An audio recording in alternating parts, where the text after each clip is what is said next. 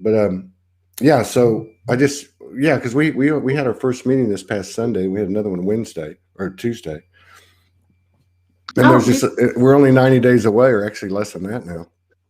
So oh my God, we're like 80 days away. So I had to take the call because we couldn't connect last night, and then anyway, how many? It depends. I don't have too many phone calls. I try not to because I'm not good at it. Yeah, and I'm not really good at messaging, so I got to figure out how to communicate a little bit better. I used to all the time, but like today, knowing I had 4 shows, I was like, it's not going to happen today because these shows are taking more and more time to recover. They really are. And it could just be like me and you, just cutting up like we always do. Or it could be somebody does light language, or it could be. Didn't you do light language last time? You did, didn't you? Yeah, you came out, man. Yeah. So, okay, what do we got here? We got 14 people. We're still getting suppressed. If these shows resonate, please share to your page or to a group. Just one time. We don't usually ask that, but I don't know what's going on lately. After about 10 or 15 minutes, although we're starting 15 minutes late, people start coming in. I'm going to play the intro real quick just to kill a little more time. 1 minute and 19 seconds. Be right back.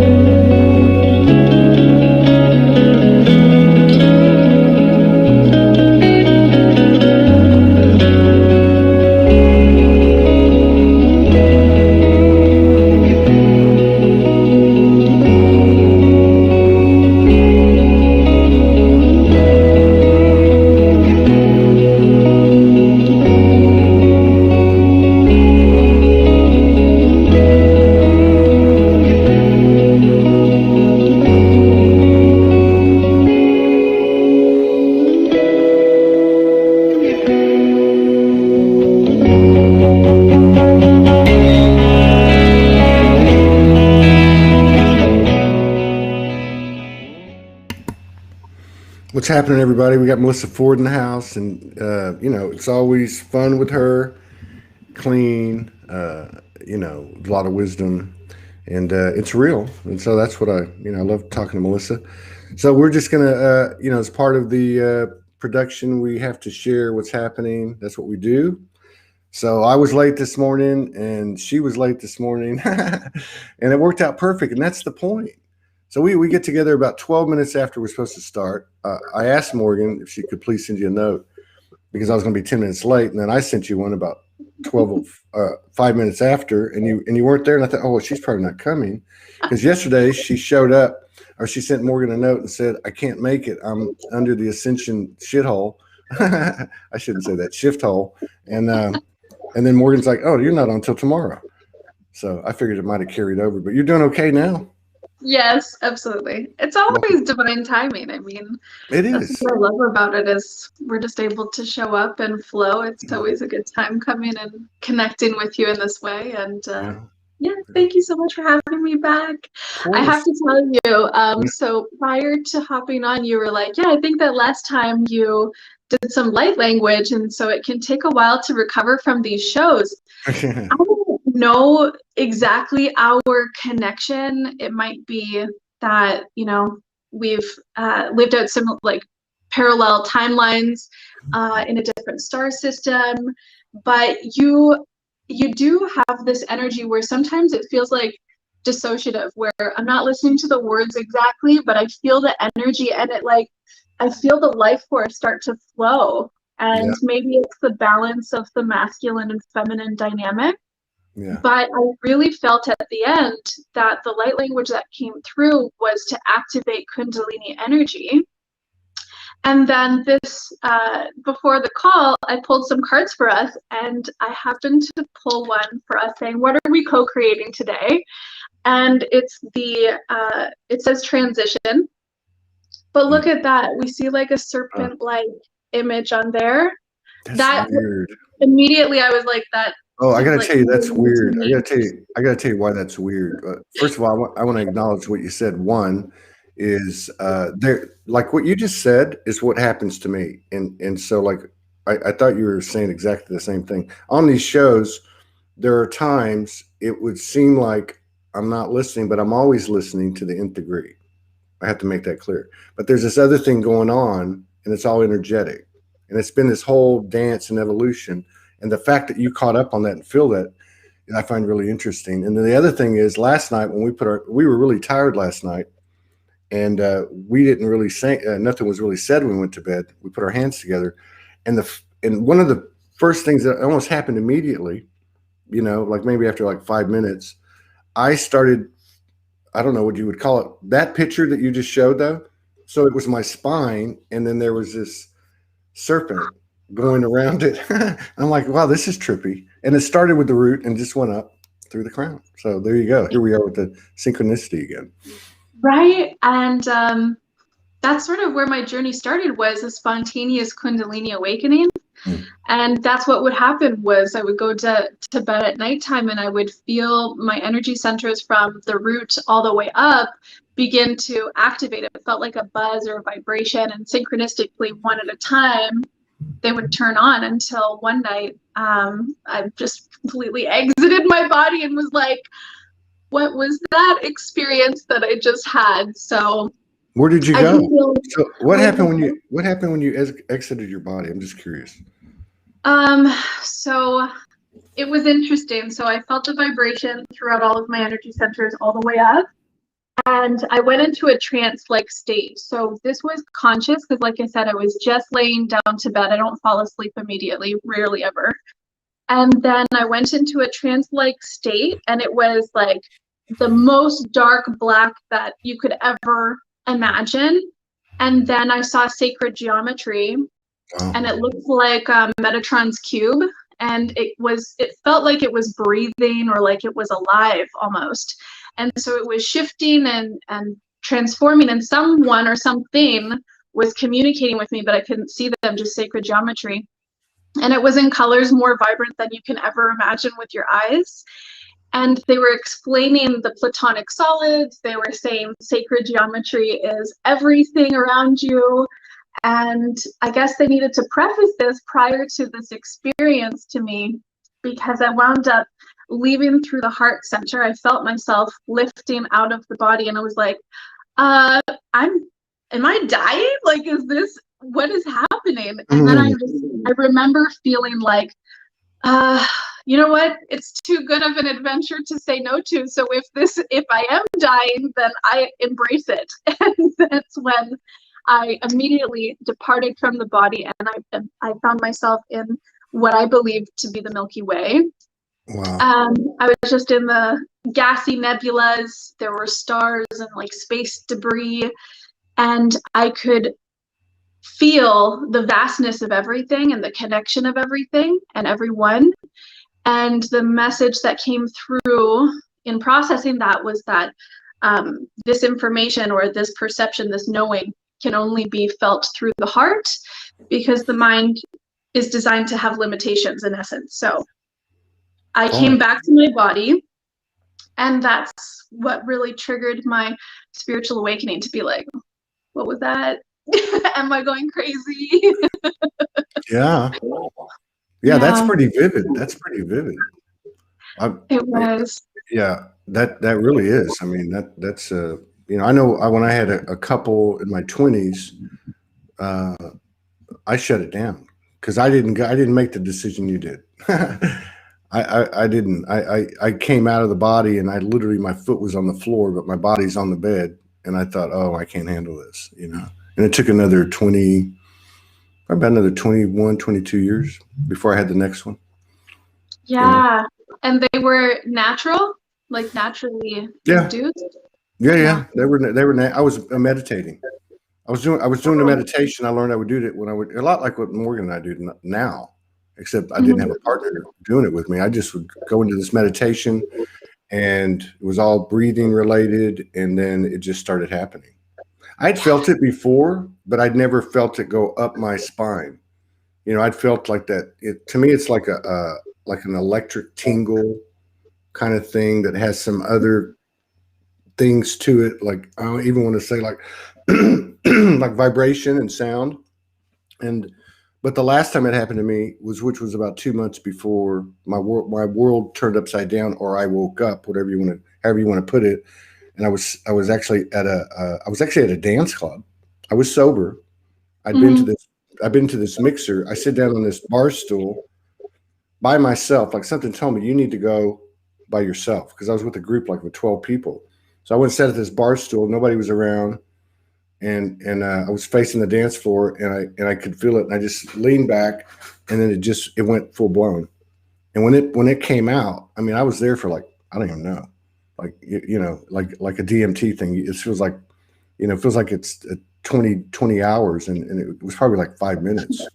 Yeah. But I didn't really recognize it for what it was at the time, until I woke up, fully woke up a couple of months later. And then I went back and thought about it. I thought, oh, you remember that happened before, and so something's going on, right?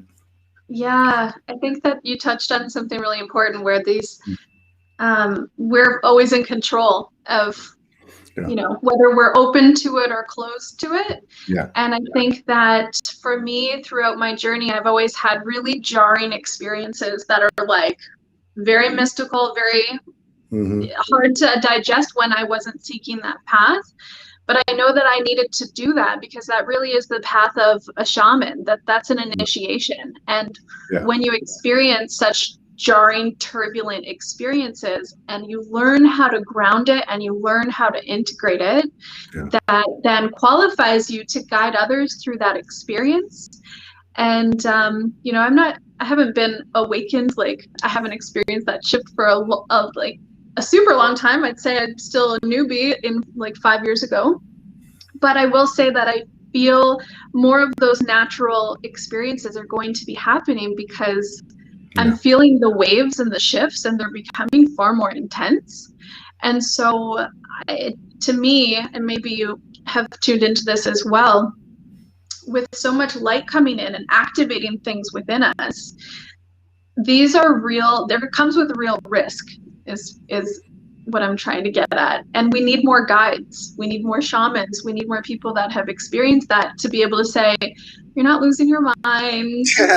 That's why I asked you what happened, because I know that it's happening to people every day, and you're exactly right. And I don't know of any other way to to find that your code or whatever information than to talk about it. Yeah. I mean, honestly, I agree with you. I think these things are going to become more and more common. I know people have been experiencing like what might be considered or construed as an aberration or an anomaly, all different types.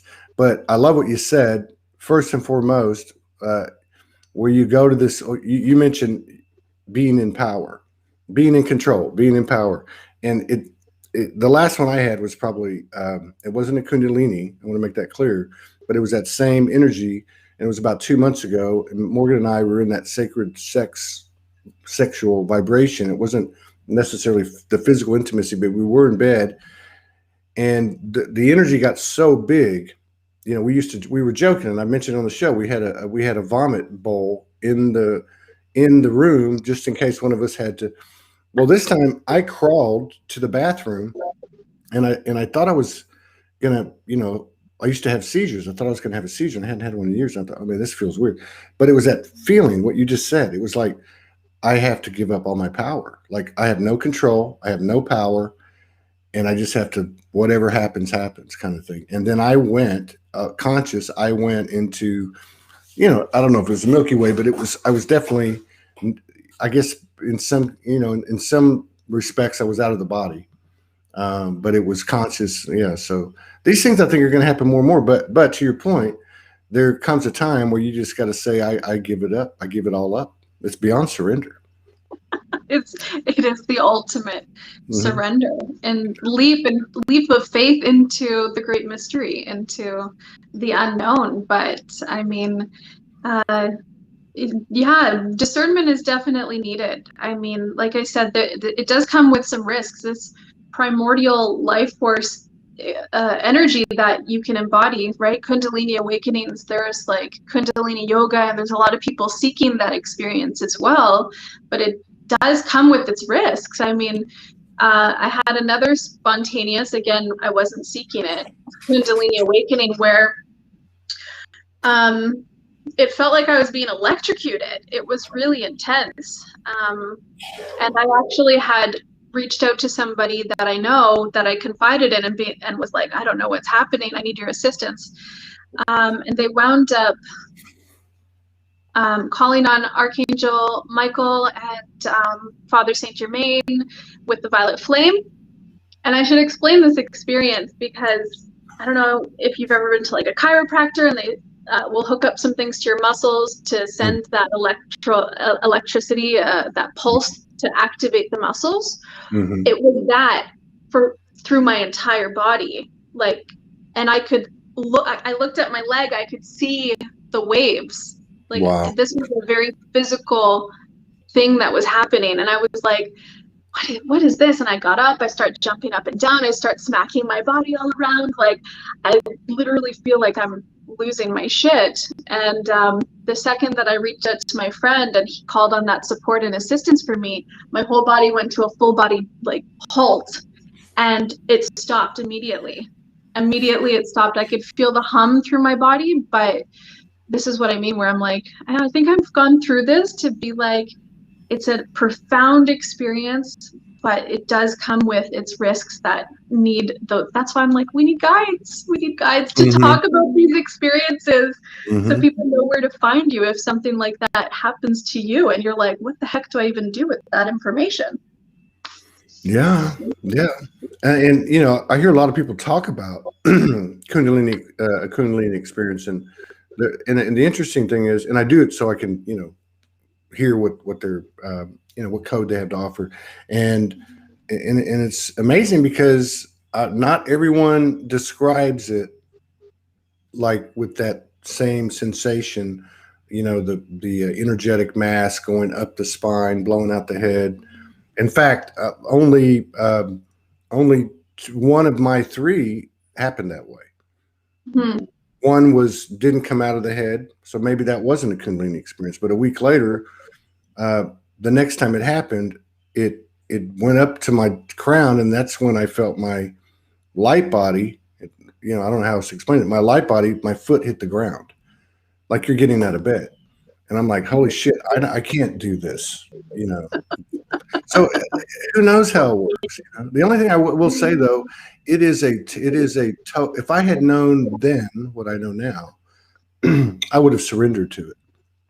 And because it does, at least my experience is, I think it reflects what yours is, and that is you reach this point where you absolutely have no control, and you can constrict and you can hold it in, and I think probably that's one of the several reasons that I had 150 200 seizures over 35 years, because I think my body was doing something to adjust, but I think ultimately I was holding something back, you know, out of fear and that type of thing. But I also think that's where, you know, what do they call it? Fibromyalgia. You know, I've known several people on my path that had that. And for some reason, intuitively, it just seems like there's some kind of connection to the electric part, you know, the nervous system part, you know, that of course then conveys over to the muscles, like you were talking about with that muscle treatment, electrodes. Yeah. So, yeah. But yeah, I think that we're going to see more and more of this, and as well as everything else that comes with this awakening. Yeah, I totally agree that I don't think it shows up just any one specific way. Though through my interpretation of my experience, when it was more intense, my body was still holding on to a lot of density. And so it was almost like the vibrations or the electricity that was moving through me was the reverberation of bouncing off of that density and clearing it out of the body. that's how I've interpreted it anyways. And now that I've released a lot of density and uprooted a lot of old patterns and ways of being that prevented me from accessing the multidimensional reality, right? Now it actually has shifted into, like you said, it's like a very sexual sort of intense energy without it being a physical experience. Like it almost can feel now like a full body orgasm, right? Because it's seamless, it's flowing, and it makes sense that the life force energy of the all would be a creative or sexual energy to birth everything into existence. Yeah, that's that sacred sexual energy. You know, when I talk about it a lot because I'm knee deep in it, and I don't know how to explain it, but I know it's not just the old school stuff, and that's what's so fascinating to me about the sacred sexual energy, because it's much more than two people being intimate and, you know, unclothed. You know, it's much more than that. There's something going on there. It's about surrender, and it's about removing programs, and it's about presence. And then as I've gotten into it, I realize it's actually running full time, 24/7, 365 in all aspects of my life. There's a sacred sexual energy in this exchange. There's a potential of it, right? There's a field of potential. There's a potential if I go down to the store and buy some milk, you know, and talk to a convenience store clerk, in a piece of art, make up a song, write a poem. I mean, this is creative life force energy, like you said. We just happen to be in physical, very dense physical vessels where we're actually not hindered by it. I don't think we are. I think we're actually given a greater potential by being in the dense physical vessel, because you've added another frequency, and it's a very, very palpable frequency. It's a very, very five sensory type frequency that you add to the higher higher sensitivities. And I don't know of anybody that's really, I know Morgan and I have had some experiences, but I feel like we're just, you know, in kindergarten. I mean, it's like a huge field of potential out there, and maybe there's a lot of other people tapping into it to a more degree. I don't know. Yeah, I definitely resonate with that for sure. It's interesting that you mentioned, like, there's always the potential, right? And this is why I feel like you can activate that Kundalini energy in our co-creations because of the balance between the masculine and feminine. And I should mention that prior to my that Kundalini experience, I was going through intense therapy. And I was really struggling a lot with my emotions and anxiety and severe depression. And so I was in cognitive behavioral therapy, which basically helps you observe the mind. So it helps me pick out what thoughts are serving you and how to find that balanced equilibrium. So very naturally, from me finding this form of, you know, healing, natural healing, and finding balance within myself, that's what I feel triggered that awakening, was finding that balance, right? So like you mentioned, you know, it's creative energy, it can be sexual energy, and that's how most humans are using that, is through the physicality. But there's also untapped potential in allowing these conscious connections to create that bubble or that sphere of energy to create and birth something not of a sexual nature into our reality. Right. So I have this very interesting dynamic with someone in my life. I'm sure that we've spent many lifetimes together. And I helped to guide him on his spiritual awakening and helped him grounded. He had a really big mushroom experience that blasted his head wide open to all of, you know, these concepts and things. And he couldn't understand or grasp what our dynamic was in this lifetime. He was like, it doesn't feel sexual, but also there's like this connection, right?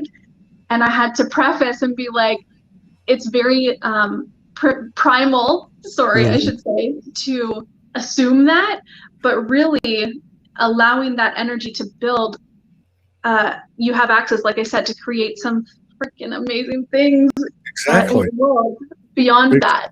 Yeah.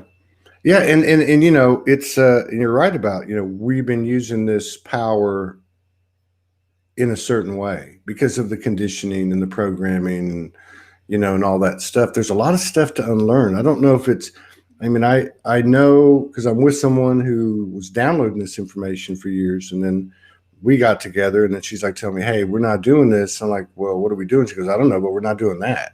Like, we know what not to do." So this whole thing started. Then I had to look at it as a masculine, and you see how deep and subtle all these programs are.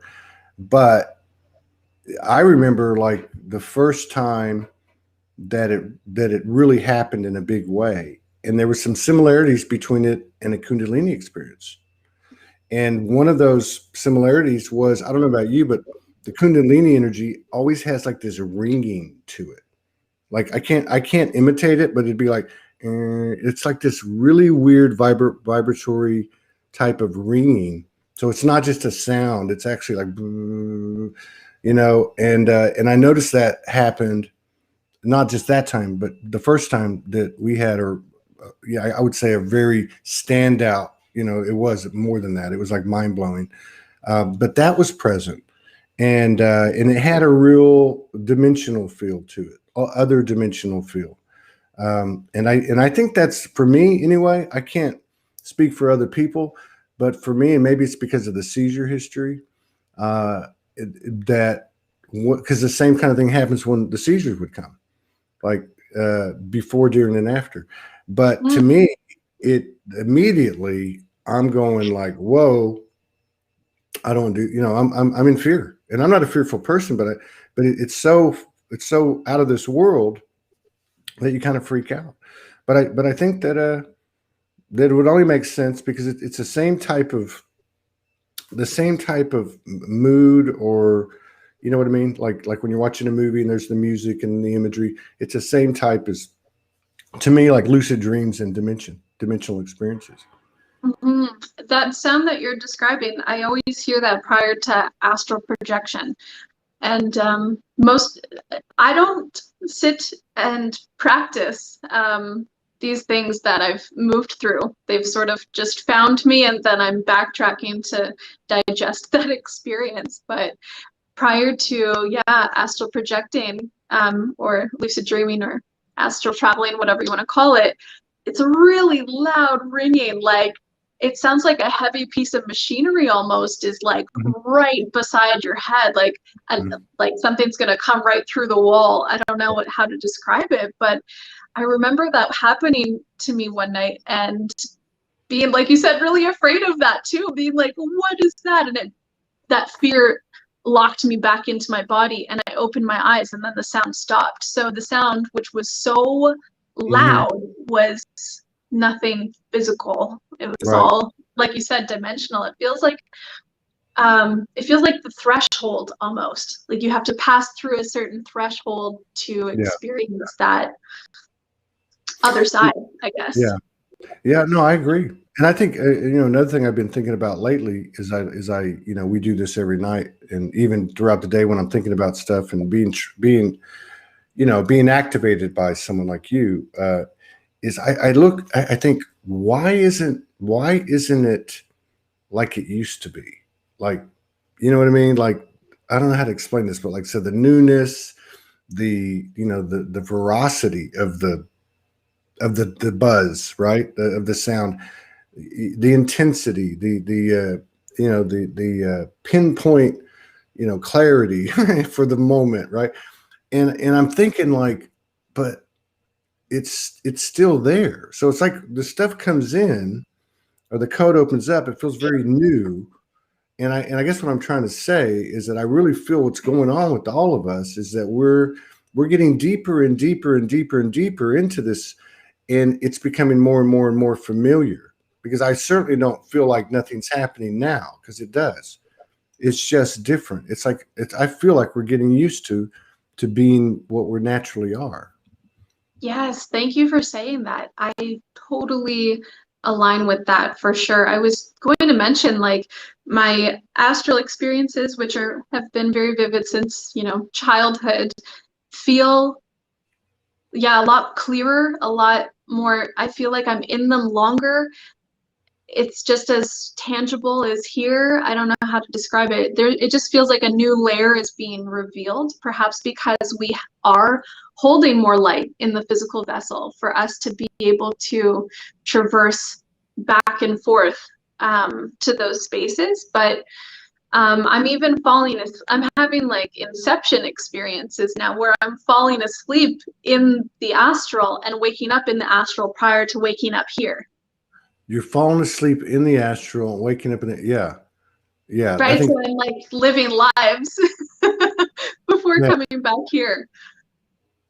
Yeah. Or like, yeah, 'cause I know what you mean. It's like you're in a dream and you're trying to wake up in the dream. It's not trying to wake up outside the dream, because I'll Yeah, wake up in the dream thinking I'm awake, and I'm like, I'm not awake. You know, I've still got to yeah, physically wake up. That's a yeah, good point. yeah, Another, yeah. it's probably another characteristic, maybe too. Um, yeah. God, I was gonna mention something about what you were talking about, what people might be going through. Um, you were talking about astral traveling. I don't know. I do think though. I feel, and I haven't practiced it. Kind of like we know. I think we all know, even from being a little kid, regardless of what religion you grew up in or whatever. We've all had these moments where we've asked for help. You know, where we've put this appeal out, and a lot of times when our emotions were aligned, it worked. Like prayer worked, right? So now you hear a lot of people talking about, and I have been too. I'm like, man, the room's filling up. There's something going on. And you keep every now and then hearing the message, just ask us for help, because we can't do it unless you ask. So it's kind of like that. So I think where I'm going with this is like it would probably not hurt if we practice bilocation, practice teleportation, practice astral travel, remote viewing, practice these things. Because one thing we do know is over these last few years, every time somebody or bodies break through an energetic threshold, it's like, corralling a bunch of cattle into the stockade. After that, the gate is open. So, you know, Yeah, I mean, I think that's like a muscle. You've got to use it to use it or lose it, right? that's exactly it. I totally resonate with that. And I've been having more astral experiences with members of Soul Tribe. It's really amazing how, it's just a thought. Your consciousness is everything. So all that it takes is, for you to pop into my head and you're right there, right? And I've been testing this, and like you said, we need to practice it, Yeah. because for a lot of years, like when I was younger, I was just like, oh, it's just, my subconscious mind processing things, until I started to have way too many synchronicities and unexplainable experiences. But yeah, I do a lot of healing work in the astral plane. And like I said, lately I've been meeting up with members of Soul Family to exchange information. We're learning. We are doing so much when we're asleep. It's freaking amazing. I know It's bizarre. this is the part that gets me. At some point, I think there's going to be. I'm not a big believer in the light switches. The switches off to on, and then we all wake up and we're like, wow, that was trippy. But I do think there's going to be a point where the shared collective experiences, absolutely everyone on the earth goes, we're in a different place, or there's a higher level of understanding. Not that it's not happening in a graduated way, but there at a certain point, which for me is like, there's no more sleep. Like, we're not eating, we're not sleeping. You know what I mean? Like, what would that be like? Like, just what would that be like? I was watching this episode of Joe Rogan the other day, and he had a sleep expert, a PhD on there, and he was talking about the sleep state. And he was talking about the first part of sleep state is, I think they actually call it part 1, 2, 3, and 4. It's pre-rapid eye movement. And he talks about the dreams in that state, and how there's some evidence that part of it is more of like, you have a light on, the light makes illumination, but it exhibits heat. and that the imagery part of that might be what you're talking about, what you referenced earlier. Like it could just be the cataloging, the psychological, all that stuff, right? But then he says once you hit rapid eye movement, and I didn't know this, this is the period. Not only does it happen, what's going on in the dream state, this is the period where your body regenerates, where you actually regenerate and rejuvenate. And that's why it's so important. And that those particular episodes are much different than the ones that you're going into. So imagine being in that type of episode consciously awake, because that's pretty much what a lucid dream's like. Yeah. You're awake, and you're in a dream. And you have to test it. I test it anyways. Like I encourage people to test it so you can feel the difference, right? Yeah.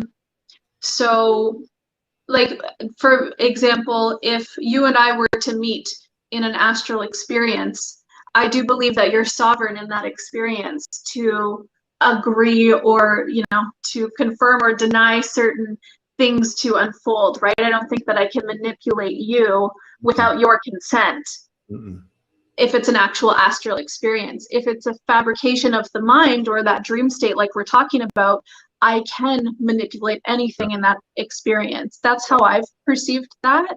Yeah. Anyways, and so yeah, it's really you got to test it though. There's been too many people bringing up seeing other people in dream state, exchanging crystals, going to this Shangri-La, doing this work, doing that work. I mean, and the other thing too for me is like, and I've heard some people talk about as well, that they're remembering more. The lucid dreams are more, impactful. They go deeper, and then also remember them. Like I remember mine from this morning. I remember them very clearly. I remember being with my two youngest daughters, and I remember I was energetically constructing something, which is very similar to what I'm doing here, right? And so I had this one job where I made big money, and I had this other job I went to every day, and I was explaining the mechanics of it. But if you looked at it, it was all sacred geometry. It was like click, click, click, click, and then they were clicking. It's getting clearer. I don't understand it all. Yeah, I feel like it really is crystallizing and becoming a lot clearer though, like in what you're describing. So you're like, it's like we don't sleep. To me, it feels like Avatar. It feels like we're moving into Avatar, where yes, we have a body and an experience that we're moving through, but the second that we're asleep, we're like plugging into, like we talked about, another reality, another dimension that we're carrying out jobs and duties and learning things and healing and teaching people and exploring different aspects of wherever it is that we wish to go, I guess. And there's so many different, I mean, I talk to people like I'm on the ship, and I'm like, and all this detail, and I just keep telling myself, there's so many of us. We all have a different soul lineage, and we all bring different stuff to the table, and it comes out in our experiences and our skills and abilities and our memories. It's not to be judged, first of all, and second of all, anything that you have, I have access to, and vice versa. And I think that's one of the other things that, is becoming more conscious, and that's merging. Like we're always merging. I remember when I met Morgan, she said, I've downloaded soul merging, Helios Gamos, and we were doing it. And I would think, you're merging everywhere you go. Every time you communicate with someone, every time you think of somebody, there's this whole thing going on. And I think that's becoming more. I think that's becoming more of a factor because people, and it's identified or seen in higher degrees of telepathy, intuition, synchronicities. It's like, it's like today. Okay, it's like today. This is exactly what happened. So it covers two birds. It kills two birds with one stone. That's a bad saying. So I was snoring this morning, and Morgan gently put her hand on my back a couple of times. I knew. I just went to the couch. But I made it a point to try to get back to sleep because I was in this lucid dream, and I knew that was important both for my body and for my consciousness. So I did a pretty decent job of that. Now the phone rings. I got to take this call because we couldn't connect. So I came downstairs. I'm like, hey, can you please let Melissa know I'm going to be 10 minutes late? But when I woke up this morning, I shift you not. When I woke up this morning, the first thing, this was when I got out of the bed to go lay on the couch. The first thing was you. I thought of you and I thought, I don't know, I can't really put my finger on it, but it wasn't like, I wonder if she's going to show up today. I didn't know I was going to be late at that time. So there was just something going on, like, it's all okay. It's all going to be fine. So now we accelerate to, she sends you a message, I'm going to be 10 minutes late. I get in here about 6 minutes, 7 minutes after the hour. I send a message. You don't respond. I didn't go, okay, well, I'll just see you later. There was something going on that I just knew everything was perfect. And I hate to say that, it sounds like a cliche. And then I had the bell ring at 12, 13 minutes, 14 minutes afterwards, the hour, and you just pop on. And you didn't even say anything. I had to say, did you get a message? You didn't even say anything. You were just, hey, what's up? Let's go. Right? Yeah, it's so true. I think that, you experience this all the time, especially with the work that you're doing, right? And when it happens so often, you just learn to surrender and flow with it. Like, I don't judge myself anymore if hiccups happen. I'm just like, that's what it is. That's what it's supposed to be. And even with like clients coming to me for Reiki, they'll be like, oh my God, I'm late. I'm like, it's all good. Like, everything is happening. It really is. I mean, it's kind of, it's easier now to accept it than it was a few months ago, because there was still a lot of back and forth a few months ago. But I think that's, I'm trying to say something and I can't quite frame it up. But what I'm trying to say is that, and I have said this over the last couple of weeks, it feels like to me that at least part of the aspects, some of the aspects of our makeup in this combination, physical, non-physical, transitioning through this ascension, part of them are on like an automatic pilot. Like there's some kind of automatic natural thing happening that's affecting communication, obviously relations, and any type of where two or more gather. There's something going on. It's like a third element, or a fifth element, or whatever you want to call it. That's kind of like assisting us as we construct the Play-Doh. You know what I mean? It's weird. I see it, but I can't prove it. Yeah. It feels like, just the quantum web, the connectedness between all things.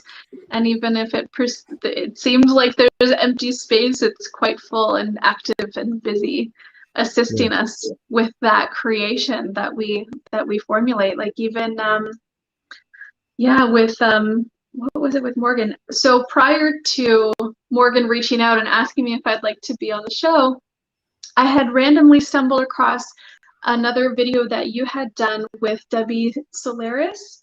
I had a reading done by her and I was YouTubing to see if I could find it and to revisit that. And then you had showed up and I was like, oh, this is awesome. And I listened to it. It was a great show. Her experience with the Arcturians was so similar, like identical to my experience, which was just like so validating. And then literally the next morning, Morgan reaches out and I'm just like, of course she did. Like, of course. I do think one thing that's happening and that we're going to see more and more of, it's like what happened with us this morning. In fact, if I hadn't said anything, well, you hadn't checked your message. Nothing was said about it. I showed up a little late. You showed up a little later. And if I hadn't said anything, nothing would have been said. We would have just turned it on, and I think that's what we're headed for. I think that the talking about it is useful, but I don't. It's going to be unnecessary. It's going to be like a dream. Someone shows up, someone leaves. You ever have that happen in a dream? You'll be like, hanging out with somebody, and you turn around, they're gone. Like, hey, where'd they go? Well, it's okay. They come and go. They come and go, and it's just like it all that fifth element or third element or plasma ingredient is like you and me. It's a manifester. It's a creator, right? It's just a part of the collective consciousness that doesn't have a physicality yet, because it could. I mean, I connected, which I don't do as much as I used to, but last night I connected with the Soulogy consciousness purposely to just say A, B, C, D. And I could see something I hadn't seen before, which was, of course, it's a dark room, but it seemed to be taking on a physicality, right? Mm. Like even if it was just, if I had to say, I don't know if I would have touched it, but I had to say visually there was something going on there that wasn't my third eye, and that's just an example. I'm not trying to like push that, but yeah. So it starts to formulate with your intentions and just with the energy of it, and yeah, and then it's being open too, right? Like if I look at you, you're like a lotus flower. That since I've known you, right? Like I'm watching this thing the other day. You're talking about Kundalini, right? And you were dancing, right? Right? You did a video, right?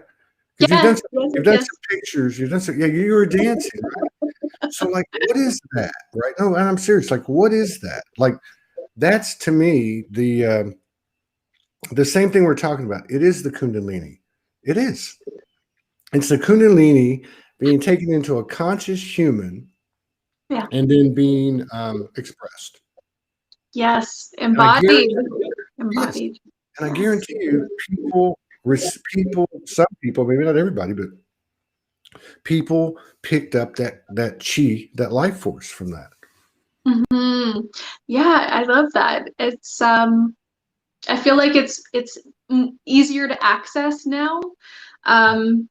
So much is being dissolved and, like you mentioned, reprogrammed to say whatever is showing up in this now moment that wishes to be expressed, I'm just going to let that move through me without judgment and without resistance, blocking that flow of energy from letting it be what it wants to be through me. No, that's pretty good. And sometimes that's going to manifest as a dance or beautiful cathartic tears. But no matter how that experience is presenting itself, it's all life and it's all good. How did it? Okay, so like I know, I can't because I'm not you, but I've been through similar, right? Like when you got up and did that dance, I know where you were at because I remember seeing it going, whoa, okay, she's really coming out. Like, I mean, she's following the guidance and going, okay, F this, I'm in, boom. So like, but here we go with this kind of like yo-yo thing, right?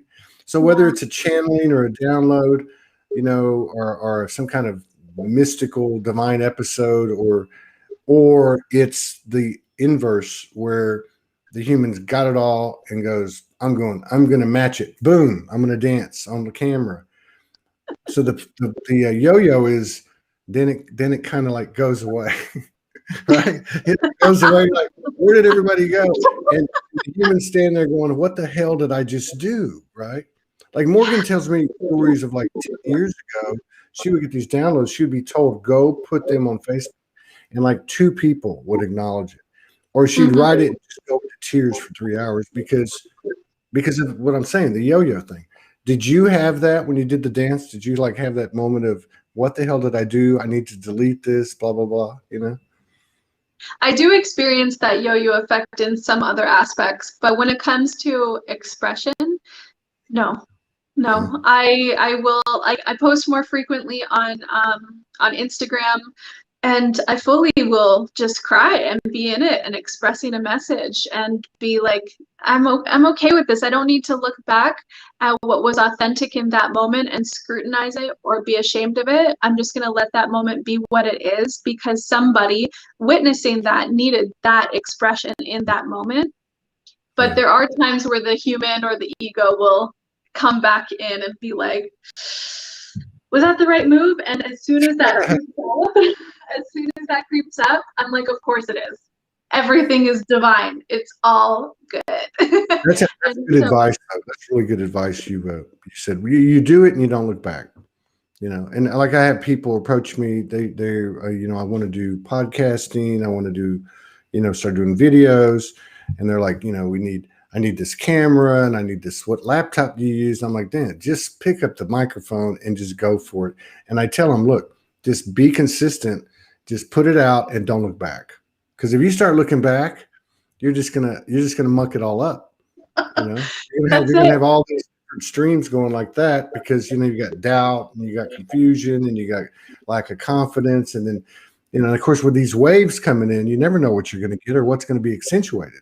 It could be your wounded child who was forced to get up on a stage in the 5th grade when they didn't want to. You know what I mean? Could be something like that.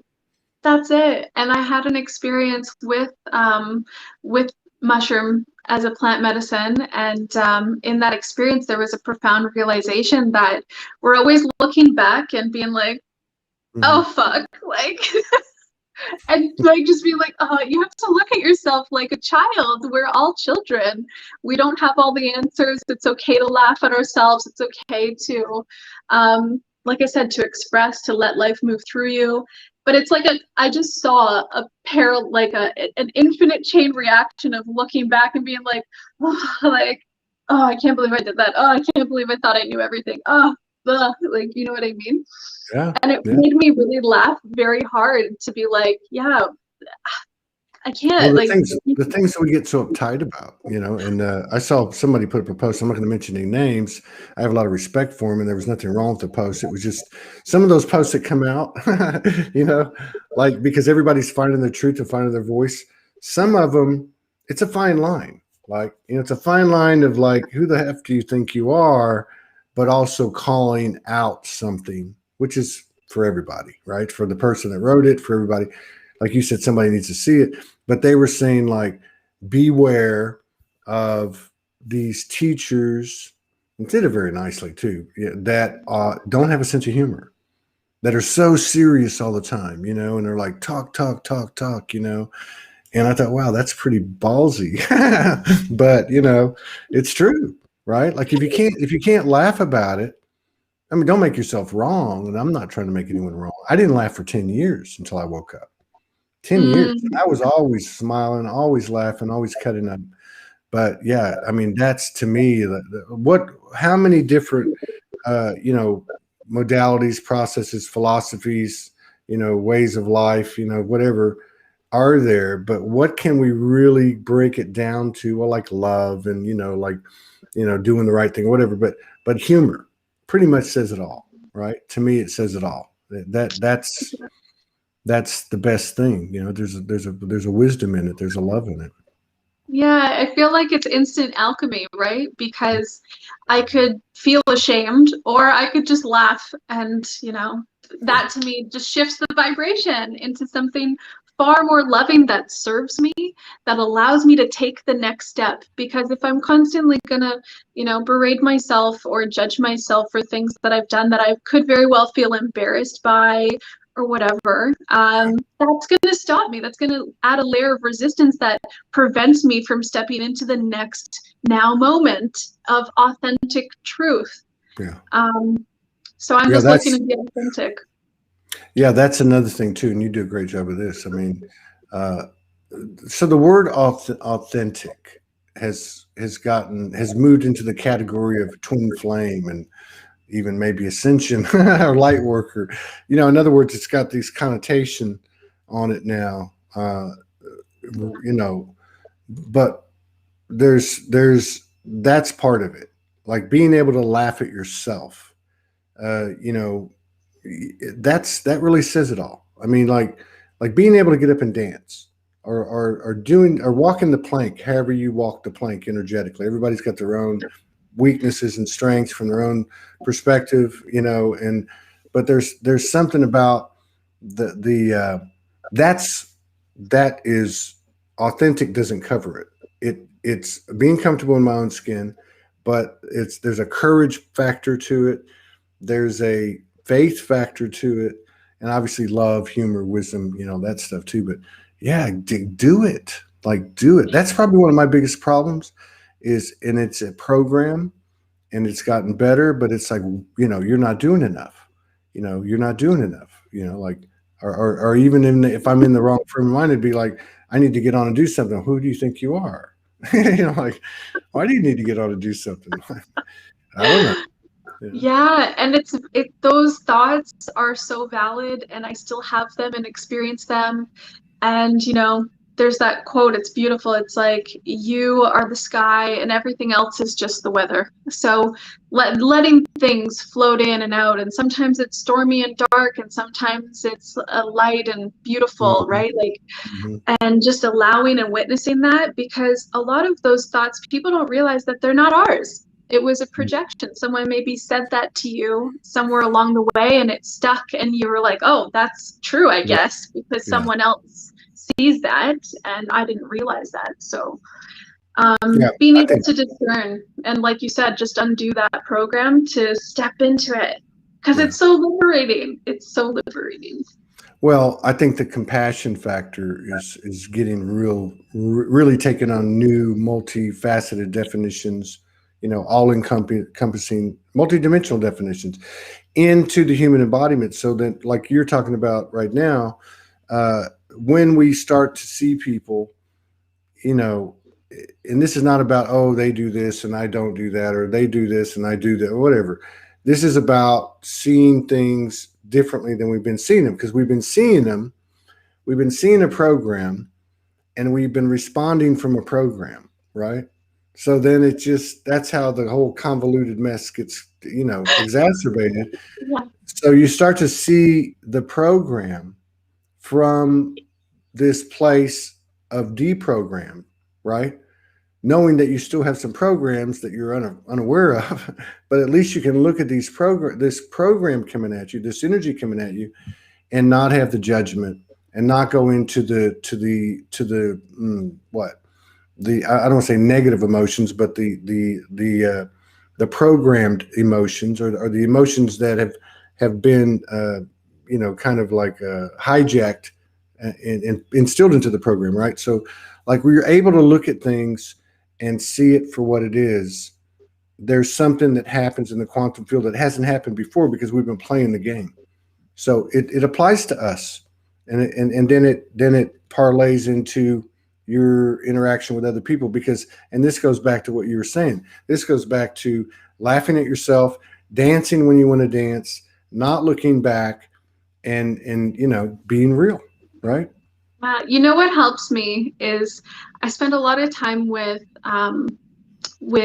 beautiful human beings and souls that are much older than me, and I just love the perspective that they offer. I both much younger and much older than me. Like, I have some very young nieces, and they remind me to play and to tap into and heal that inner child. And then those that are, let's say, closer to the great transition of life, they're constantly reminding me and being that beautiful mirror to say, wow, how I wish I knew what you know at your age, right? I wish that I had the courage to be myself and to not hold on to the things that made me, afraid or small, and I was scared of what people would think. They're like, you really don't give a fuck. And I'm like, yeah, it's great. I feel totally free. And it's amazing. It allows Yeah. me to just be like, yep, I'm gonna accept whatever wants to show up right now. And it's a good time. Well, I've known you from, and the same could be said for me, and really everybody else, and that's my point. If everybody Yeah. looks back at where they were 2, 3, 4, 5 years ago, and really put yourself in that space, it's mind blowing. It's like once in a millennia or beyond, or whatever the next, and once in an epoch or something. I mean, this level, the speed and the width, of information that's coming and being retained and then being, embodied, I guess is the only way to put it, is mind blowing. Like, it's absolutely mind blowing where we could be in 10 years. And I'm not even talking about spiritually. I'm talking about just as an as an effect of or a product of what I just described. Because we can look back at the 10 years, 20. You can't because you're like 21 years old or something. But you know, but Right. but I still remember like the 80s, like the Reagan years. I remember the 60s and the 70s and the 90s, and in the last 10 years, it's just been mind blowing, and it's been driven by these personal transformations, Yeah. which isn't some woo-woo thing. It's Melissa laughing at herself, Todd laughing at himself, Melissa getting up and dancing, and people, following that guidance that got us to this crazy place in the first place. Yes, there's this video. I encourage everyone to look it up. I wish I knew the name. But you could probably search it by saying crazy guy dancing alone starts a party. And it's this video on YouTube, and this one guy, he's at a festival, he's jamming, he's having a great time, he's dancing by himself. And people are like watching him being like, who is this weirdo? What's he doing? And then this one other person decides, you know what, that looks fun, I'm gonna join him. And minutes later, everybody in the field that was just watching was like, I need to get in on this fun. What do they call that? A flash dance? No, what is it called? It was similar to that, but it was totally organic. Right. But I've seen those on. What do they call that? They call it a mob flash or a flash. Flash mob, I think. Flash mob. But yeah, it was similar to that, but totally real. Oh, yeah. And it was just at like a festival, at a party, at a concert, someone just vibing, and then everyone was like, I want to vibe with them too. And it gives permission to everyone to, not worry about how other people are going to perceive them. They just want to live in the moment and be a part of a very special experience that unfolds in the flow. That's the important thing. Unfolds in the flow, because you can't contrive that. You can with the flash mob, like you're talking about. Yeah, you could. Yeah. But then it loses that sparkle and that luster, I feel. Yeah, you can't fake the real. So this gets again into, what are we walking into here? We're walking into a space where you have less judgment. You have, some of these things but what does that really mean?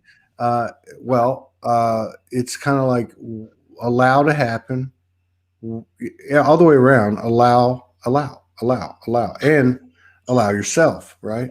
I mean, that's it. It's like allow yourself. If you're carrying the frequency on human terms of, I'm going to get up and dance, I'm going to laugh at myself, I'm going to follow my heart with my vocation or my passion, working with people, you're carrying that frequency, and it's going to be reflected, and people are going to pick up on it and then duplicate it. You know, I mean, this is we're walking into, we're already there, but I mean, this is a coronation. This is a coming out party. It is.